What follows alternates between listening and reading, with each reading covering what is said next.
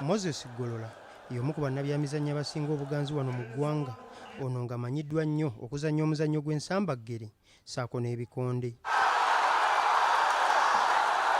Ono agamba ebbula ly'ebikozesebwa naddala emiguwa omuzannyirwa egiri ku mutendera gw'ensi yonna biremesezza nnyo omuzannyo gw'ebikonde ssaako n'ensambaggere okukulaakulana. Tumaze emyaka n'emyaka nga tukaaba ringi, Jeno Muhozi yajja wano e Lugogo n'atusuubiza ringi naye naye yeesulirayo gwa Nabbanja. So kino kye batuwadde kintu kikulu nnyo naye twetaaga nnyo kubanga kyo tekigenda kukyusa bikonde, kubanga kakati ab'e Masaka bagenda kukola batya, kwakademe nange sirina ringi. Golola bino abyogedde ku mukolo ogw'okutongoza emiguwa egiri ku ddala ly'ensi yonna, gino nga giguliddwa kampuni ya Top Boy Promotions. Lingi erabika yakubya Semata kubanga yagamba yase ate nabagamba lingi eyo enkadde ebadde ina ekibaawo ekibuukayo era nga ffe abamu tukimanyi odde eno ng'omanye ekibaawo kigenda aba yakagira nti n'omuwuguka kati baleese lingi epya teri kwekwasa mbw ate naseereddemu mbw ate nakoze nta tugenda kwefumita eŋŋumi ku ŋŋumi. Philip Munaaba ono nga yesenkulu wa Top Boy Promotions agamba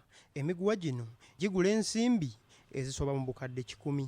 Ono agamba bassa omukago n'ekibiina ekiddukanya omuzannyo gw'ebikonde wano mu ggwanga ekya Uganda Boxing Federation okukozesa emiguwa gino ku kasente akatono ennyo. In terms of investment, ringi eyeggwera mu miliyoni 12, taxes inclusive, eri imported kuva mu Rings and Cages company y'Amerika, naye nga bwomanyi nti bakolera most of their manufacturing is in China. Yeah. Ate Moses Mohanji ono nga ye president wa Uganda Boxing Federation yagamba kino kigenda kuyambako nnyo mu nkulaakulana y'omuzannyo gw'ebikonde mu ggwanga. Twetaaga rings nga 50 mu Uganda because every region ya Uganda etaaga ring bwetyo kubanga tusobola okuzimba talents ennungi.